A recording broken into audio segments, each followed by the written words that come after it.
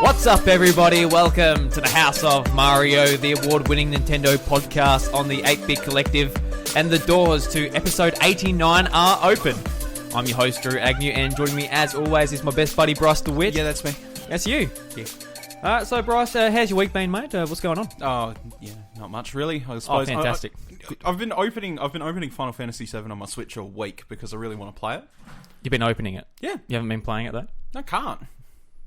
It's not available until this week. Yeah, I was about to say, is it out? I didn't... 26th of March. It's pre-downloadable, so I already did that, and I don't know, I've just really been itching to play it, which is why I sent you that thing. Yeah. I reckon I'm going to pick it up too, Final Fantasy VII. Toad, mac and cheese, orange flavoured, Listerine, Sephiroth. Yeah, because I looked at that meme sort of thing you sent me. I'm like, what do you want about it? Then you sent a video... Like me singing it to the actual song. Yeah, and I'm like, oh, yeah. That fits. Yeah, that fits, yeah. Very good, Bryce. Sephiroth's theme is nonsense, and everybody knows it, but nobody knows the actual words. So it's just like, you just put anything to it. It's a hearty, what? Frog, toad, mac and cheese, orange flavoured, Listerine, Sephiroth. Alright, Bryce, so this week we're going to be talking about the Nindie Direct, Google Stadia, how it sort of relates to what Nintendo's doing with the Switch, and a little bit about what PlayStation is doing. This week they're doing a sort of they're starting their Nintendo Direct sort of line of marketing. Yeah, right. Yep. So we'll talk a little bit about what Nintendo has been doing with Directs since 2011. I mean, it's a really smart way to go about things because it just keeps people informed. So I got to give it credit, like the fact that PlayStation's considering doing the same thing.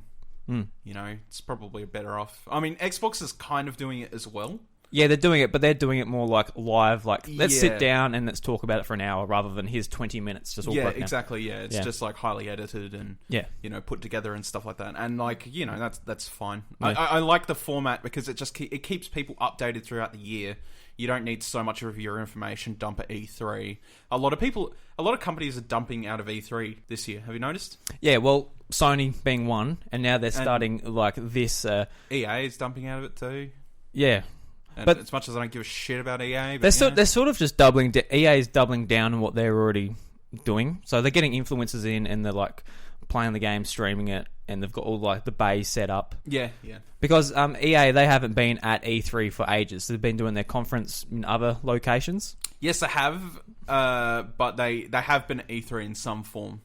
But now they're completely out of it. Yeah. Well, yeah. They don't have their fancy EA lounge. Well, check out the Access Lounge. You get free water. Free water. I wouldn't be surprised if you get a microtransaction with that water, but yeah. Would you like to pay an extra $1.99 for a lemon wedge? Lemon wedge. Yep. Oh, well, before we get into that stuff a bit more, I want to bring up the Persona 5R, the Royal. The Royal. So a lot of Nintendo fans were waiting for this. Say, oh, is this going to be the Persona 5 announcement coming to Switch? Is this going to be it? It was not. It was not. It started off with a PlayStation logo to start off with. So it was an announcement of an announcement. Yeah. So what it pretty much is, it's going to be, from what I can tell, DLC for Persona 5 on PS4. It'll be the golden version of 5. I guess it just didn't really make sense for them to call it golden. And I mean, like, the thing is as well is that there's a lot of confusion going around with who the character is that appeared in the trailer, but it does actually relate to Switch news in some respective. So in the trailer, it was a redhead girl character. A lot of people assume it's either a FemMC or it's another character being added, which is sort of similar to how Marie was added in 3. So they're a playable character, but they're not the MC. Now, a lot of people are sort of just like, oh, well, they're having this war going on about it, like, oh, Ketchy's talking to us. I'm not going to go into it. Because obviously, spoilers and, because there is slight spoilers to it, even if you don't. If you start playing the game, it'll click, and you'll be like, oh, you'll be like, bloody Bryce on the House of Mario just ruined the next 90 hours of this game. Yeah, exactly. Yeah. It's very slight, but if you're already playing the game and you're already at a certain distance in the game, you'd be like, oh shit, right, well, you spoiled that. So basically the thing that stands out most for people who are Nintendo players, Smash players respectively, is that a couple weeks ago, and I mentioned it before on a previous episode, I'm sure of it. If not, yeah, you have. Yeah. So there was a file accompanying around the same area that the JAK files were, and the JAK files are the code name for Joker. Yeah. Presumably because Jack Frost is the mascot of Atlas, pretty much. Yeah. So it just sounded like some like weird TV show, the JAK Files. The JAK Files. Dun, dun. But in that sort of same area, they had files for it's called Jane or something like that. Something like a very generic name, obviously trying to hide what it is. Yeah. But it was related to the Persona DLC sort of files, and it mentioned a ponytail. Yeah. So this is where it sort of cracks in. It's just like, well, is the alternate skin for Joker going to be this red-haired girl that's appeared now in this trailer? Because they did the same with Corrin, for example, when they released Corrin. They've done this. They've done, quite variant alternate costumes for Bayonetta, resembling 1 and 2.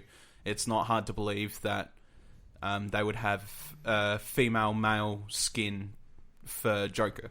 Yeah, definitely. So it's definitely within the question for at least the Smash DLC. We didn't obviously get the Persona 5 announcement, like you said, but we won't know until April 24th.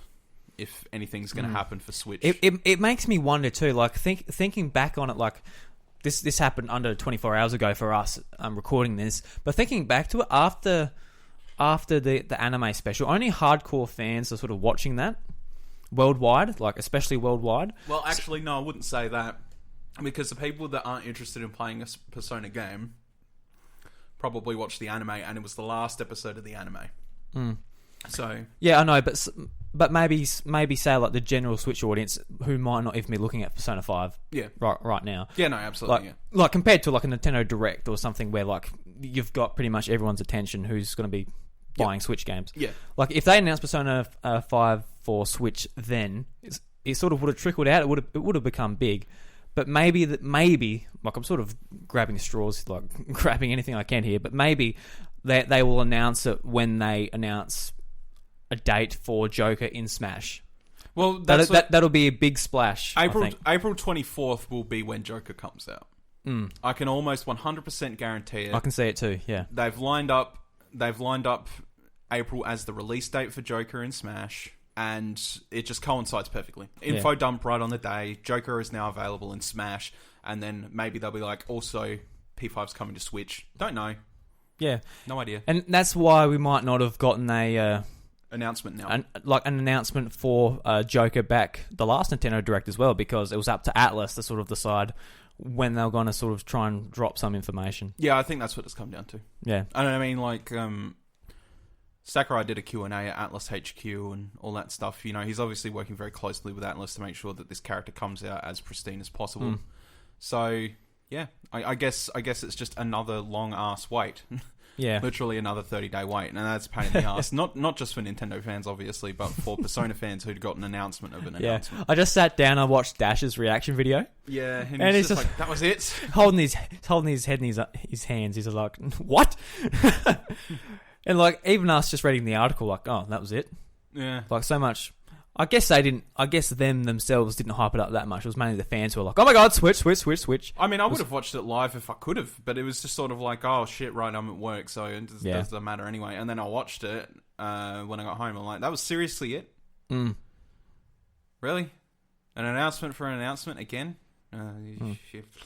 They're like, more information coming March 23rd, and it just didn't happen. It will be interesting. Like, I don't know how much. I don't know. Like, I assume Sony doesn't have a deal with Atlas for Persona 5. I assume it's just on PlayStation because that's where it's been. And like in the past, obviously Xbox has no place in Japan. So, well, see, what I'm curious is maybe they'll do something similar in vein to what they did with P3P, which is like they took out sort of the quality of life segments of just like walking around the school and stuff like that, and sort of just replaced them with like jump to queues. Okay. So like you'd have in the actual release of Persona 3, you'd walk around the school hallways and stuff like that when you're not at you're doing like your midnight club thing. You're reading books, getting your stats up. And, yeah, exactly. Yeah, but I think maybe they've just probably tried to make a portable sort of friendly version where you can just sort of select where to go and then make conversations with the people that you want to do. It's possible they've done that. I don't know if that's the case or whatever. Sort of no point to doing that. Like the Switch isn't just on the go, but no, but it does shorten down. It does shorten down time between things. So if you need to put a console down, or like you're on a bus trip or something like that, it's just more convenient. So it's possible that it's like modeled after the fact that like the Japanese time schedules, people riding buses, stuff like that. It's just easier to go click, click, click, click, done. Yeah, I personally hope not. I hope not too. I want the full game. Like I'll still play the shit out of it. Like this game was on PS3. Like there's no reason the Switch can't run it. I don't think it's because of hardware issues. Yeah. Let's put it that way. I think you just think the developers are all right. This is a handheld system, so let's make it more of a handheld game. Yes. Yeah. Exactly. Yeah. Because like there's a lot of pointless running around in Shibuya that you could sort of just overpass, I guess. Yeah. And like I said, when in the Japanese lifestyle where people are getting on public transport, they want to get through things quickly. They don't want to be wasting time running around doing whatever. Yeah, you're playing it on a tram in Japan, and like you're just like doing playing a game about being in Japan. Yeah, running. It's like I know what Shibuya looks like. I don't want to bother. Interacting with people on the tram on your Switch while you're on the tram. Yeah, exactly. Yeah. But if this doesn't come to Switch, it's kind of a similar thing to with what Xbox is doing for me. Like when they come out and they announce Master Chief Collection's coming to Steam, I was like, oh shit, because they're saying they want to do play anywhere, but they're mainly bringing their games to Windows, and Windows is their platform. Yep. So they weren't really reaching out that much. It was like, oh yeah, we'll also support our other platform, which they should have been doing in the first place. But now they're like, okay, we're not just supporting our store; we are putting it on Steam. We actually want to be everywhere. Yep. And we're going on Nintendo with Cuphead, which we'll talk about later. And with this game, if this game truly isn't coming to Switch, and Nintendo is like, actually, we don't care. We like Atlas. We want their character in our game. I'll be really surprised, and I'll be pretty interesting to see if that's the. Well, to be fair, we didn't get Final Fantasy VII to the next generation over, and I mean, I'm glad all these classic Final Fantasy games are coming to Switch. It's fantastic, but it's just sort of like it just shows where Square Enix's priority lied with Nintendo for a bunch of years. It really. Yeah, I mean, Cloud is a little bit different. Like, people are like they'll frothing at the mouth for Cloud, like requesting him, and I get that. Yeah, and I'm sure like Joker got like a couple of votes or something in some forums, but like not much. Like no, it was sort of out of the question, and here he is. But while we're talking about moving things onto Switch, though, can we just talk about? Actually, no, we'll talk about that when we talk about Cuphead. Okay. Okay. Yeah, I do want to talk about Xbox things slightly because obviously the Cuphead news is big, but yeah. Yeah. Anyway. Oh, but we'll move on to the Nindie Direct now then, and we'll jump straight into Cuphead. So there you go. All right. Okay. Let's talk about Cuphead. Let's talk about it, man. So that was the entry news point to the Nindie Direct, and it was also some of the biggest news of the Nindie Direct is that Cuphead is coming to Switch. Just which is start off with, did you stay up for it? No, I didn't. No, 3 o'clock I'd forgotten it happened. 3 o'clock in the morning. I did not stay up for it. No, I forgot. I forgot that it was on, and then I woke up in the morning. I'm like, oh shit! So I watched it. I started watching it after it had finished. Yeah, I got the big announcement spoiled for me. Yep. Like if it just come up and Cuphead was like there, I would have been shit. Yeah. Like oh here we go. But like I already seen articles for all the games coming out. I'm like cool.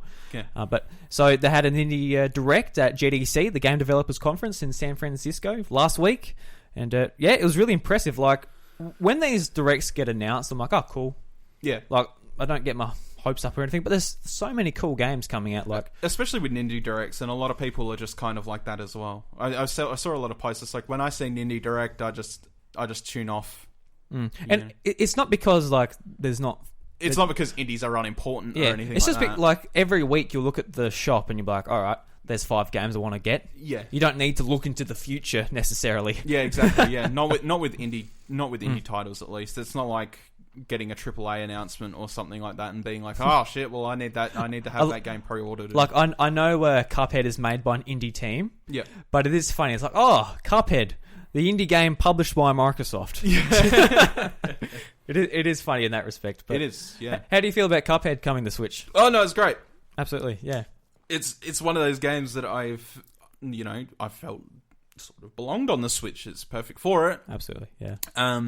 The thing with Cuphead being on the Switch is it means not just a lot more for the fact that it's Cuphead on the Switch, but for the fact that it shows that Microsoft's and Nintendo's relationship is starting to blossom. Yeah, well, they said in the Direct, our friends at Microsoft are bringing this game to Nintendo Switch. Which is big. Like, that sounds so simple and it sounds so, blasé or whatever, but that's actually really important to hear words like that come out of mouths of people. Well, Nintendo's presence at GDC, the Game Developers Conference, they are saying that Microsoft are their friends. Yes. Yes. Because, and in an age of, we just went through, a massive console wars and, complete exclusivity and no cross-play and all that, and that's only just starting to break through the breach now. Yeah. Yeah, it's a big thing to say. Yeah, because Microsoft and Nintendo, they talk a lot regardless, just because of Minecraft. Microsoft are a third-party developer on Switch, which is really weird to say. It is, yeah. But, they're supporting each other, and that's great. I saw a lot of people were sort of just and this is kind of the attitude that we need to leave, but, with Persona, a lot of people were sort of just oh, get screwed, Switch owners, you didn't get Persona, ha ha, sort of thing. Whatever, and I'm just what's the problem? They're just oh, well, it's not like Nintendo are going to put Pokemon on PlayStation. I'm like, no. It's a bit different, no? Nintendo is not going to put Pokemon on PlayStation because it's a Nintendo IP. Persona is not a Sony IP. Yeah, I don't get why people think like that.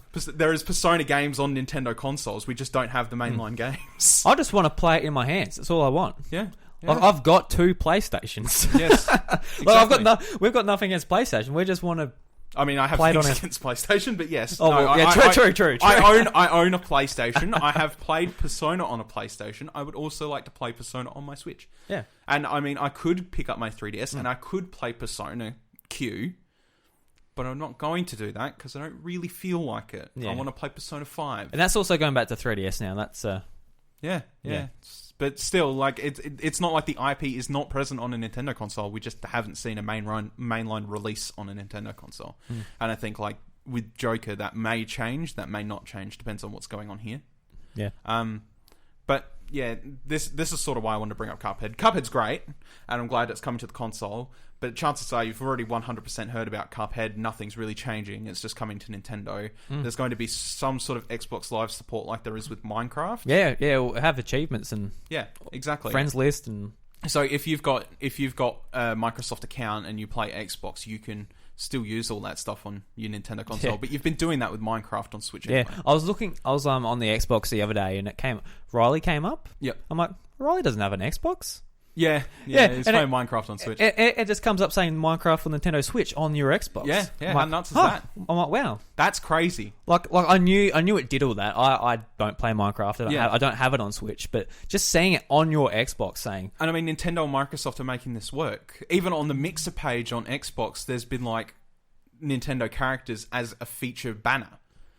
Oh, yeah, well... On the featured banners, like Inkling and, Smash Bros. Related stuff. Yeah, well...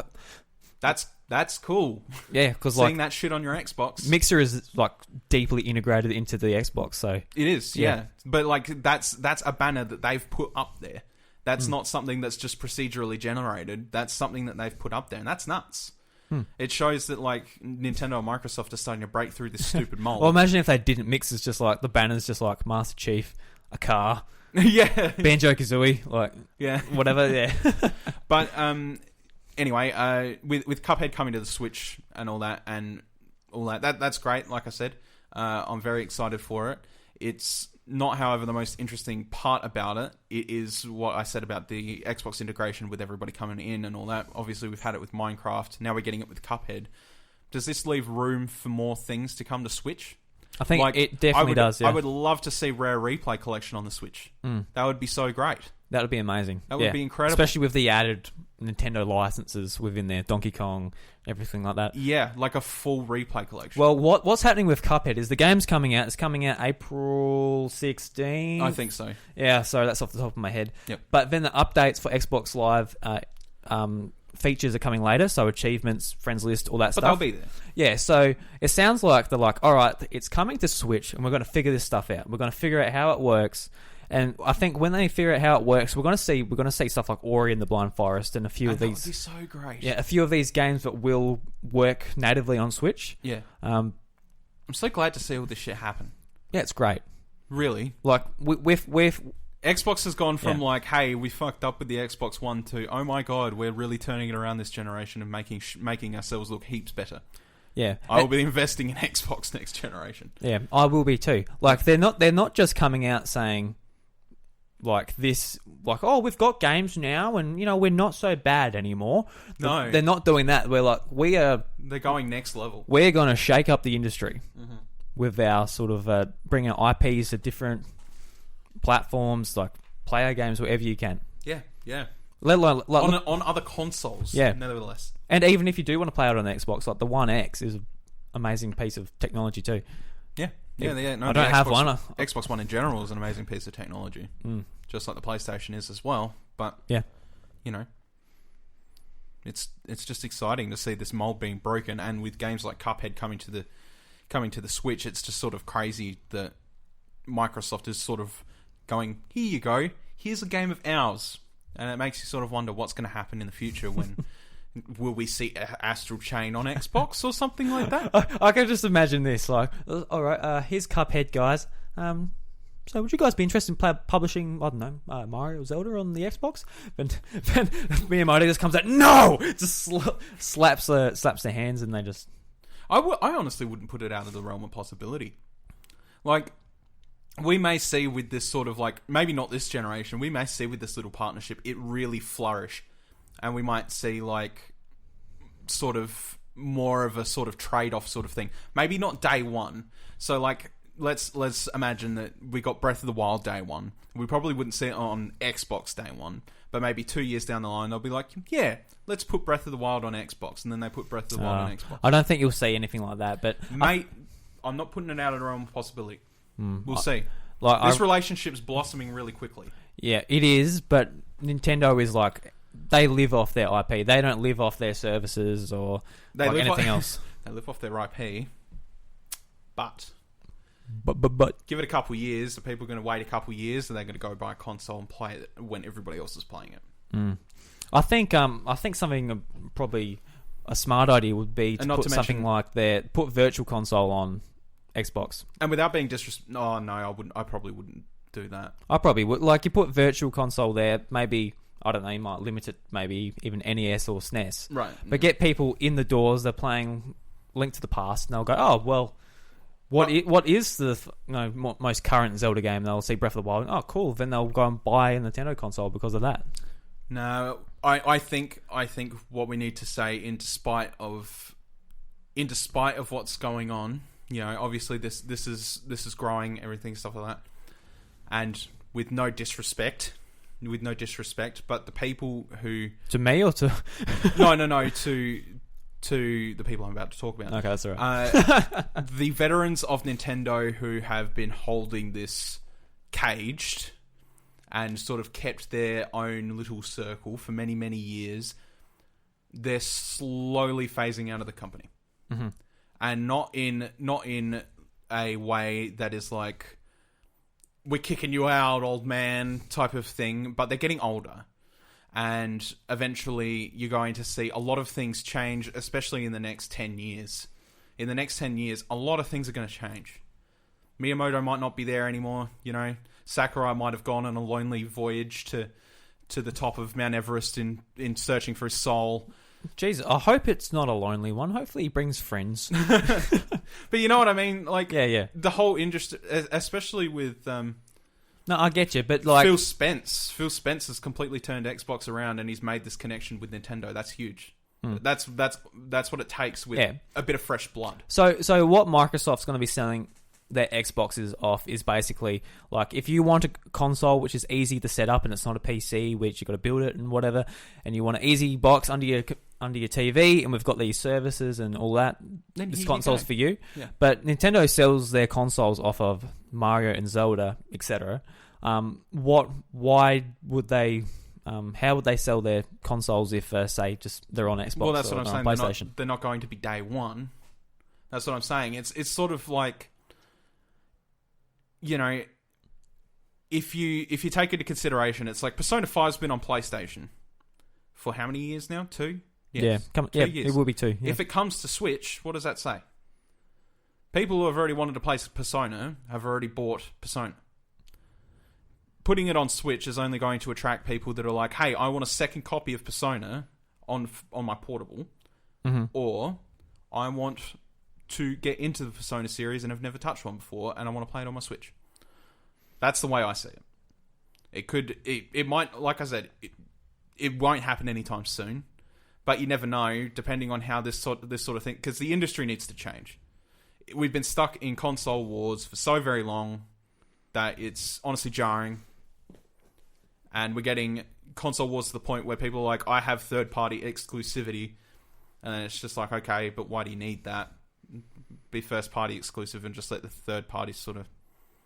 Because we don't want the people that have the Destiny guns. Yeah, we don't want... Literally... Yeah, let's not get into that. that gun was like... That gun was literally the entire meta of the raid, and they made it exclusive on PS4 for, what, a month? No, forever, I think. Forever? I think so. I'm not a Destiny player. I don't know, but I think it was forever from what I heard. Seriously? It was like At least a year. It was Leviathan raid meta when it came out. Like, you needed a cold heart to do decent in the raid. Because I think I was listening to it was so stupid. a podcast where Xbox players were saying that because it came out, it was OP, but then they nerfed it and it was just fine. But Xbox players missed all of that, so they didn't get to have fun with it, like when it was just OP. Yeah. But yeah, we don't have to talk about Destiny. No. No, but it's a prime example of what I mean about exclusivity when it comes to that sort of thing. It's dumb. It's not good for anyone. No. It's stupid. People who have the console where it's exclusive to, like, oh, you know, whatever, then the people missing out on it, like, you know, why are we missing out on it? I think what needs to happen to the game industry at this point, if I'm being perfectly honest, is they kind of need to sell their own unique hardware, have their own IPs. Third party need to be able to go to wherever they want. They need to stop 100% paying for exclusivity, because in my opinion, I think that hurts developers more. But they look at the money up front. They go, that's a lot of money up front. You can't blame them. I can't blame them, but I think it's kind of unless you're a Square Enix and you just like run Tomb Raider into the ground because of it. But yeah, exactly. Yeah, exactly. Games will suffer because of that. Yeah, and unfortunately, a lot of studios are going downhill. You know, THQ really did itself in the butt. A little bit, yeah. You know what I mean? Yeah. And then, you know, you've got friggin' Telltale, who was being way too ambitious, stuff like that. They just had too many projects on at once. Like, they're spreading themselves too thin. Yeah, exactly. But it's just sort of a case of, like, you know, if you offer all these things to all platforms, there's a higher general revenue for the third party. A first party can work on their stuff, and then if they want to corroborate with other companies, then they can. Nintendo have not been open for corroborating with other companies since the friggin' Philips CDI. That's why. That's literally why they haven't done anything, and now it's only just now they're sort of just like, yes. And that's why Microsoft are trying to give them this trust basis of being like, here's Minecraft, we'll put our services in it. And you can play with us. Here's Cuphead. Put our services in it. They're trying to find a way to meld. Yeah, at the moment, we're seeing Microsoft give a lot, but we're not seeing Nintendo give a return. They're trying to coax them out. Yeah. That's exactly what they're trying to do. They're trying to coax them out. And like I said, it might not be Zelda or something like that, but I don't know, we might see Astral Chain or something on the Xbox. Like, down the line. You never know. Some shit like that might happen. Yeah, published by Nintendo. Bayonetta 2, published on Xbox. Bayonetta, exactly. Yeah. Bayonetta is a prime example published of by something Nintendo still. Yeah. Yeah, published by Nintendo, but on Xbox. And to be honest, that would be a brilliant idea. Absolutely. There's no reason Bayonetta 2 or like games that aren't necessarily like, you know, the big ones, Mario, Mario, Nintendo Zelda. Exclusive. Exactly. Like, and published by Nintendo, they're still making money out of it. But to be fair, yes, Nintendo really dug that series out of the ground and gave it new life. I'm so glad. Yeah, that's not bring So that glad. argument out of the... No, it's not. It's not. I'm just saying, I'm so glad that they did. Oh, of course, yeah. And like, it's got a third game now as well. A third game coming. And it would be absolutely fantastic to see those games back on the other consoles, even though the PS3 one ran like shit. The Xbox One is where I played Bayonetta originally. Yeah. And it was good. Yeah. You know, I'd love to see those games back. But especially because if it wasn't for Nintendo stepping in, it would have been like Vanquish, where it's just like, oh, I remember Vanquish. That was a great game. But now, because of Nintendo, like Bayonetta's a long-running series. So anyway, Bryce, we'll move on to the... We'll move on, yeah. It's a really big discussion. I'd like to talk about it more sometime. Yeah, I would too. Like, it is interesting because, like, we see Nintendo as like a very solid off company. They're Japanese. They've got their way of doing things. And Microsoft are really pulling bait sort of in and out and in and out. And it's really good. I think it's good for the industry for companies to interact. Absolutely, yeah. So we do need to talk about it at some point. Yeah. We'll move on to the other big game from it. So Cadence of Hyrule. Oh, Cadence of Hyrule! I'm so excited. Yeah, seriously. I remember you showing me the Necro Dancer like ages ago on PC. Necro Dancer's awesome. Yeah, and that's why this is so like. This is another thing as well as like. Not only, Nintendo working with another company to do little things at the moment, but they're also lending off their IPs to indie developers to create. Congratulations to those guys. Like, fucking congratulations. Like that is not easy to pull off. The team, like I've forgotten the developers' names. Oh yeah, sorry, it always escapes me. It's escaped my mind. But they actually made a bit of this game and showed Nintendo to start off with. Yes, and they were that impressed with it, and they were like. Communicated back and forth, and they actually came to the conclusion. All right, you can make this to a full game. Yes, and it looks brilliant. It does, yeah. And music is one of the most iconic things in Zelda. Yeah, absolutely. And having like a game based around that when you're moving, like it's just brilliant. It just fits together so well. Oh, Cadence of Hyrule looks so good. I like that it's a direct sequel too. That's nuts to me. Yeah, it was just like you go from this indie game which. They created by themselves, and it's like, oh, the sequel, it's Zelda. We're going to Hyrule. It's just, I'm just so happy for them. I'm so happy when I saw so it. Happy for them, man. Without sounding too like in one direction of the entire thing, I'm more excited for this than I am Link's Awakening. Oh yeah, you mean Link's Awakening, yeah. Link's Awakening remake. Yep. I'm more excited for this than Link's Awakening. Yeah, fair enough. Yeah. Don't get me wrong. I love Link's Awakening as a game. I've played Link's Awakening. It's a great game, and I can't wait to see it in like nice big glory, good old 2D Zelda and stuff like that. It's one of the wackiest Zeldas out there. A lot of crazy shit in it, and I can't wait to play that. But Cadence of Hyrule is like. It's like exploring the genre that Zelda's been in a completely different way. Yeah. And doing it to some real great tracks. Because you look down at it. It looks like a normal Zelda game. A Zelda game. Yeah. But it's rhythm based with your movement and shit. Like Crypt of the Necro Dance is great, and like you could use your own music for Crypt and stuff like that. Obviously, you're not going to be able to do that with Cadence. Yeah. But Zelda music is so iconic to me, and I love Zelda music so much that it doesn't bother me that I can't use other music. Yeah, you know what I mean. It might annoy people who are wanting Crypt of the Necro Dancer 2 on Steam or something, but in my opinion, this is such a big thing. Yeah, like obviously this is going to make a bit more of a splash from Crypt of the Necro Dancer 2.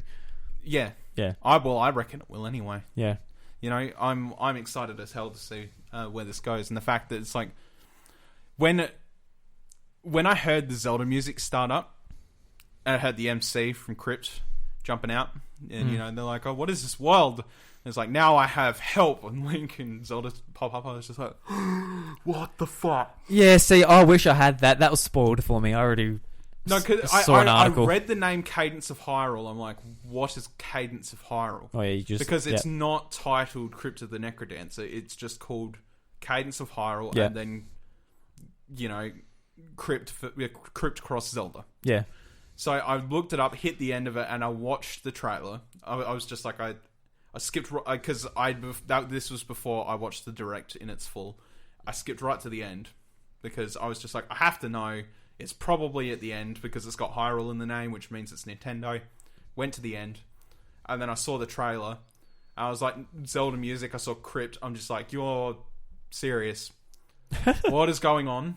And then that happened, and I was just like, nah, I lost it. I'm so excited. It's great. I can't believe that an indie developer's got their hands so far into an IP that they're going to make something like this. It's great. So far into it. How far? So far. So far. So deep. Elbows or? Elbow, shoulder. Elbow. Oh, wow, that's deep. Left breast. I don't know. Well, Left breast deep. That's too deep. It's far too deep into the Zelda IP. It's just, I don't know. It amazes me, and it's really exciting, and I love Zelda music, so this game is like set up for me to be like, yes, I can jam out to the beat of Zelda music and kill things, and yeah, it's gonna be good. Yeah, absolutely. I can't wait for it. There's no release date or anything, but should get one soon. Yeah, well, they'd have to coincide it with the Link's Awakening release date, I suppose, so probably a couple months between each, I'd say. Yeah, probably, would you say August or September? Well, around there? We don't have a Link's Awakening release date, do we? I can't remember. I can't remember now. I think we do. I think we actually might, but I can't remember off the top of my head. I feel like that's something I'd remember. Yeah, I would too. It's Zelda, you know? Yeah. Yeah, but it'll be a couple months between them. So I actually think Cadence of Hyrule might come out later, but we'll find out. Just knowing it's there is incredible for me. Yeah. I've watched that trailer so many times, it hurts. My retinas are burning. Looking at you right now is like looking at like the fiery pits of hell. Yeah, well, that's just normal, isn't it? Looking at me. That's why we do podcasts, Bryce, because we don't want to burn anyone's retinas. No, yeah, exactly, yeah. Exactly. We'll just burn eardrums instead. Yes. So, Bryce, I talked to you a bit before. You didn't really care too much about the rest of the games? It's not so much that I don't care, but as you said eloquently before the show, it's like you go look on the eShop, you go, oh, look, there's five new games I want. That's the problem with indies for me. Not saying that I won't like any of the indies that come out. I'm sure I will. Creature from the Well. Mm-hmm. That looks great. Yeah, that was a standout for me too, for that one, yeah. Yeah, exactly. You know, but the thing with indies as well is I don't feel as obligated to be like, oh, I need to get this on release date. So I'll look at an indies trailer and I'll be like, oh yeah, okay, cool. But until it's actually fully released and I can see more on it, I'm not 100% sold. If that makes sense. Yeah, definitely. Unless it's something like Cadence of Hyrule, then you've got me by the balls. Because you're a filthy fanboy. Yes. Yeah, I know the feeling. I'm guilty as charged. That and I've already played Crypt of the Necrodancer. Yeah. I know how it works. It's a proven concept, you know. Exactly. Yeah. So, but no, Creature from the World looks good. Yeah, so it sort of reminded me of a bit like Hyperlight Drifter, sort of the sort of art style. Yeah, kind of. Yeah. And the game basically works. You've got your sword, and you're basically playing pinball with like electricity, the sort of start electricity again. Like, I don't know the concept necessarily. I just watched the trailer and I'm like, oh, that looks interesting. Using like a batten to hit electric balls around and smash up enemies. It looks like fun. I really love how sort of dungeon crawly style. Yeah. Sort of Yokai's Iron Express sort of brought pinball to the Metroidvania genre. Yeah. Now this is sort of bringing it to the top-down Zelda. Yeah. More genre. Yeah. It's interesting. It's sort of how you use pinball on that. Yeah. No, it definitely looks nice. Yeah. But then they had stuff like Pine, which we talked about earlier as well, which is sort of more of an open world style indie game, and looks alright. Yeah, from the trailer, it comes to a price point. Yeah, so if it's like the $40 mark, that'll be alright. Yeah. Yeah. Yeah. You know, it's one of the bigger looking indie games. Like, it's sort of hard just judging books by their covers. Just like, oh, that looks alright, but that's all we've got to go off. So you can't judge a book by its cover. I learned that with Kingdom Hearts 3. Learned it with Kingdom Hearts 3. What, the cover looked good? Cover looked good. Didn't really go anywhere. Oh, poor Bros. Yeah, pretty sad. Moment of silence. Moment of silence for my heart broke. I'm sorry, mate. I didn't unlock my heart. That broke. I'll give you a hug after the show. Yeah, how about that? Yeah. That's right. I'll cry. What did you think of my friend Pedro? Do you remember that? Oh, my friend Pedro. Yeah. Yeah. So again, this is like a indie game that's already been released before. Yeah. You know, Banana, Matrix. You know. Yeah. So shooting people up. Have you played it? No, I haven't ever actually played it. I don't think I even own it. But I've definitely. It says here Nintendo Switch and PC June 2019. Well, it was a PS4 exclusive. Oh, was it? Yes. Okay, I didn't know that. Yes, it was a PS4 exclusive. There you go. So it's coming to Switch and PC. It's not on Xbox. So yes. Poor Xbox. Poor Xbox. Play anywhere but Xbox, I don't know. I think we've got plenty of reason to play on Xbox now. Which, by the way, we still need to play some Xbox. I know. Well, the night you asked me, You were busy. I was busy, yeah. I know. Sorry. I know. I'm playing Apex on there at the moment, so you better get your ass on Apex. I'll get my ass on Apex. Yeah, just mate. sit on it. Yep. Neo Cab, this was one that stood out to me too. It looks interesting, like really nice art style. Even just looking at the animations, just sort of that mystery sort of game that you... Yeah, so you're basically an Uber driver and you're sort of talking... Pasting together a mystery by talking to your customers. Yeah, talking to people and managing your sort of like 5 stars and everything. Yeah. And just like looking at the animation of like the girl's face as she's sitting in the cab and like she's blinking, her face is moving. It really that stood out to me, just how the animation was done. Yeah. And this was another one which was really stood out to me, is like the Red Lantern.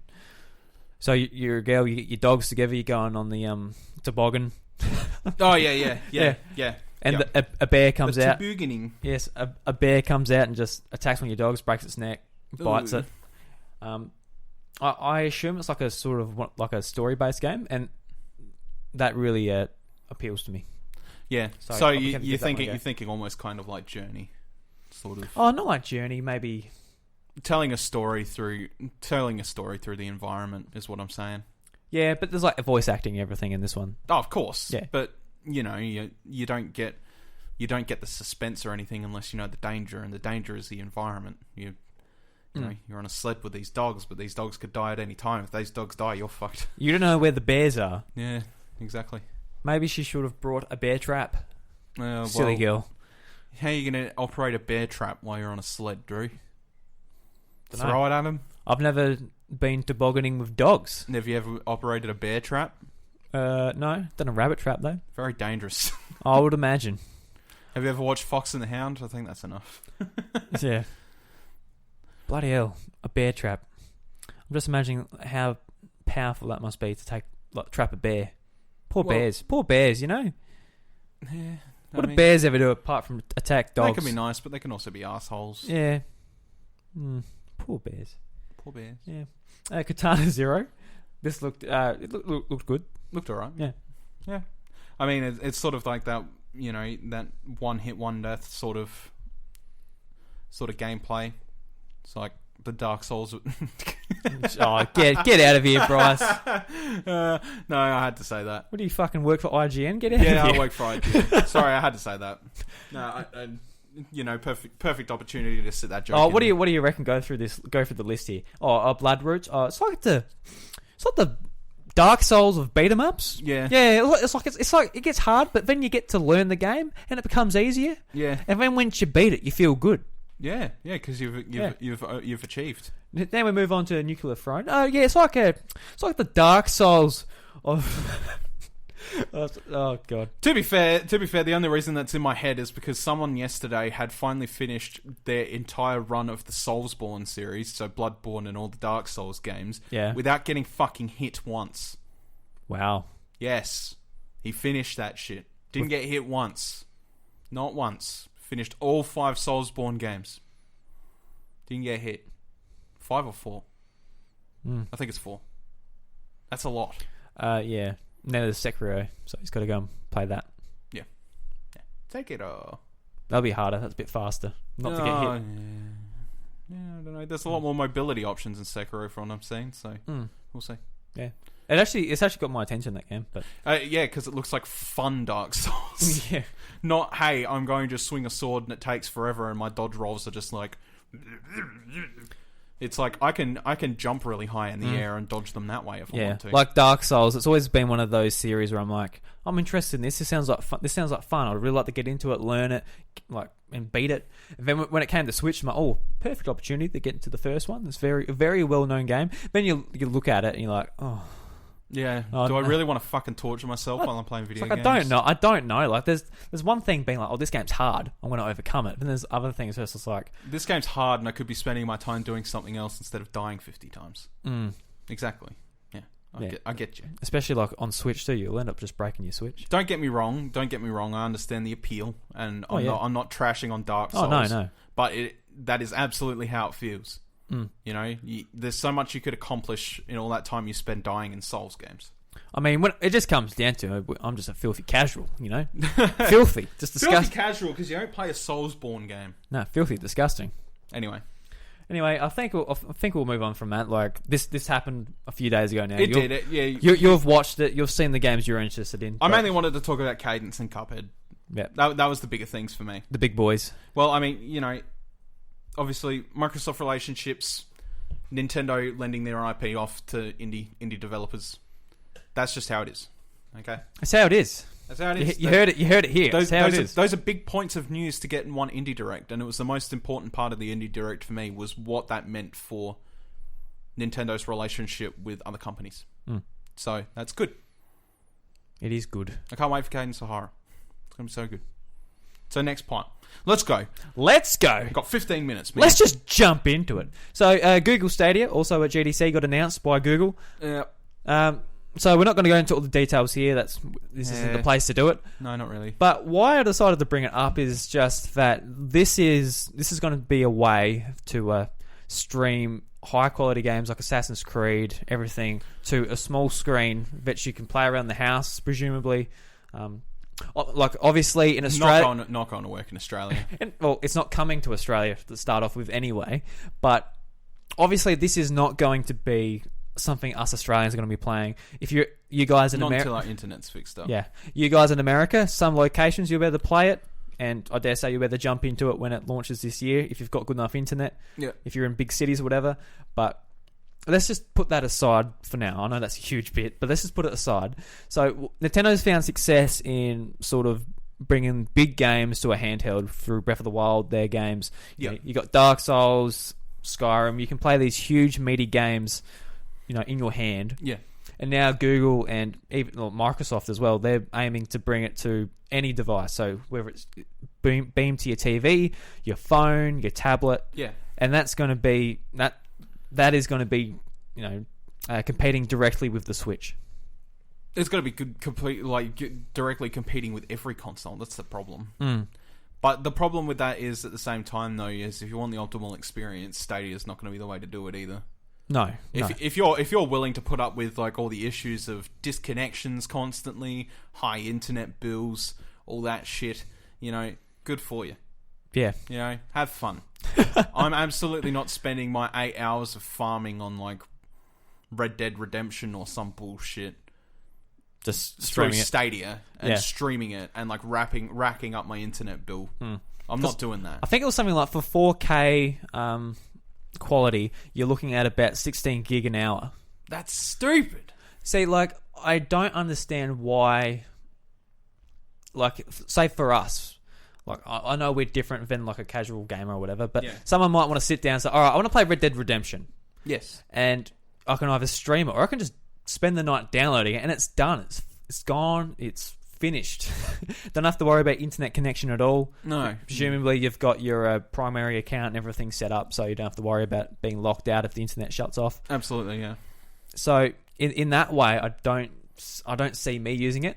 But just the fact how Google is integrating it so much into their actual like YouTube and everything, the fact you can just like sit there, watch Assassin's Creed, or say someone who doesn't play video games at all, but they're a football fan and they're watching Madden, and the video ends and it says, hey, play the new Madden. I'm like, huh, okay. So they literally click on it on YouTube and it's up and you're playing Madden. Yeah. And that's how they get into video games. Yeah. That's huge. That is massive. Yeah. And, you know, when maybe in 10 years when their infrastructure is very sound and they can... The world's infrastructure is going to be sound like that, though. Yeah. Actually, I did laugh. You know how they did like, these are all our data points across the world. Yeah. Australia had like 3. Yeah. Like, there's a one on Perth, or one in Perth. Yeah. So it was just like, that half of Australia is just fucked. Then there's a few up the east coast, and that's it. Yep. like obviously that's where the population is here, but I thought it was just funny. Like, oh, it's fucking hilarious. it's so sad. Yeah. Like for me, until our internet's upgraded, we're not getting jack shit. I mean, we've just got an upgrade, but it was literally like the equivalent of like, hey, here's styrofoam in place of wall filler. Yeah. You know, wall filler. I can't remember what you call it. What? That's stuff installation. That's the one. Yeah. Yeah. Just it's like here's styrofoam in your place of your insulation. Sorry, I brain farted. All right. Yeah, that's fine. I brain fart all the time. All right, there you go. So yeah, look, there goes one. Oh, so God, it's seeping out my forehead. But yeah, unfortunately, until something gets done about it, we put the right party in Parliament, and they go, "Yeah, let's just fix this shit." It's not gonna nothing. Well, they can't now. It's done. No, they can. Oh, They can. The deal they went with, they fucked up. And without ripping it all out and everything? Yeah, because they haven't changed anything. Okay. They're like, we put down nodes around towns, which they can still use for a better infrastructure. But it's like, hey, instead of just having that node and then having double copper cabling, like, here's fiber cabling, and then doing it from that. It would be a slow rollout again, but at least it would be done. Yeah. At least it would be done. Because the problem is we paid for an infrastructure that's already behind the rest of the world, even though we're already really far behind the rest of the world. Yeah, because we went from the point where it didn't work to where it works well now. Yeah, but it should have been working up with the top of the countries of the world because we're doing a full reconstructive maintenance. Yeah. And one of the biggest arguments of Clive Palmer's party even is internet needs to be fixed. Internet's the fucking future. We can't be sitting on budget internet constantly because... And he'll be really concerned about it too because he's got to roll out his memes really fast. He's got to get out his fucking memes on Twitter real quick. He is just sitting there uploading his memes. He's like, my God, Tony Abbott dropped the ball on this one. I'm not using... I'm not using this as a platform to up Clive Palmer's party, by the way. Please don't. I don't. Please don't. I don't give a shit about the politics. No offense. I mean, I will when it comes time to vote and I need to look at their policies. Yeah. But otherwise, outside of voting time, don't care. Anyway, my point is, internet needs to be better here. Stadia is not going to mean shit for us. Stadia in general as a concept, in my opinion, 16 gig for an hour of time. Of 4K. Of 4K. Yeah. But still, that's still 4K. You know, that's like if you want to play the game, really nice, pristine. That's becoming more standard now with the two consoles as well. It is. Yeah. I just don't. Yeah. Until we get our internet fixed up, it doesn't really affect me. The one interesting thing about Stadia is they have integrated Nintendo controllers. Yeah, they set the Joy-Cons into Chrome. Too. Yeah. Yeah. Which is nuts. That's a real surprise, and that's cool, I guess. That it's not just like, hey, here's your generic PC controller and all that bullshit. So yeah, cool. Very cool, Stadia. Very cool. Very cool. Yeah. I just thought it was interesting because I think, obviously, with all the rumors about Xbox bringing like a Game Pass or Project X Cloud or whatever they're going to call it to Switch, I feel like that is in the future is going to need to happen if Nintendo wants to go down the route of doing their handheld sort of hybrid consoles. Yep.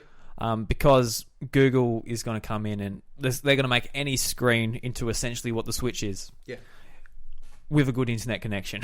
Yeah, well, exactly. Yeah. And like, depending on, I don't know what like public Wi-Fi is like on buses and trams and that in your city or whatever. Public Wi-Fi. Yeah, well, I don't know. Like, I hear like some stories of people like, yeah, I just use the Wi-Fi and it's great and I download this and I'm like, oh, well. Good for you. Whoop-de-doo. We don't even have buses. We don't have buses. We have tractors. Right? Yeah. We put a trailer on the tractor and that's how we take our kids to school. You know what? I was talking to my grandma. That's legit. That's what they did back That's what they used to do. Yeah. Yeah. But, yeah, I've never taken... It's cheaper than a bus. It is cheaper than a bus. Actually, it's probably not. It was back in the day. It was 100% cheaper than a bus back in the day. Owning a bus back in the day would have been a big deal. Yeah, I'm sure it would have been. Anyway, anything else to talk about, my friend? No, not really. Not really?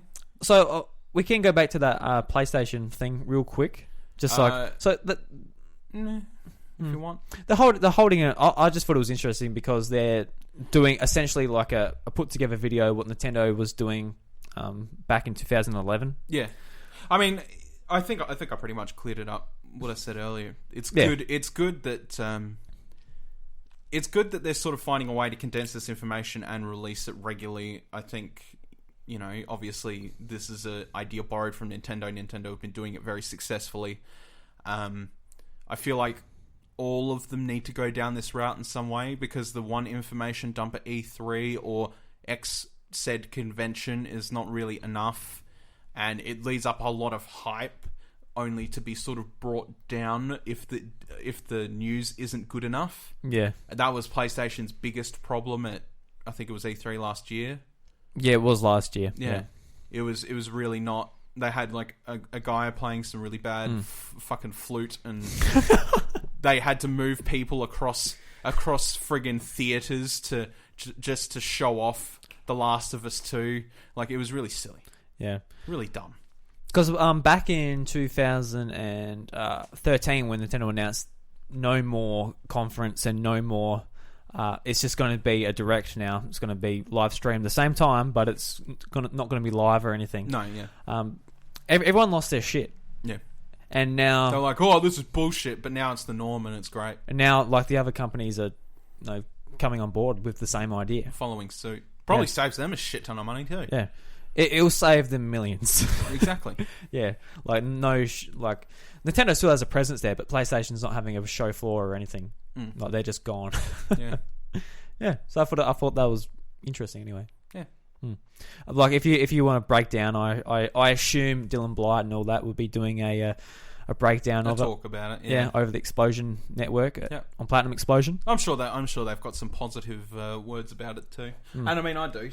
I'm positive about it. I think that's a good thing for any gaming fan of any company. I think that's kind of a thing that just needs to happen. Regular updates is how you get people interested. Yeah, when they're speaking like directly to like people very passionate about that certain. Don't get me wrong. Ecosystem. Hype dump is great when it works.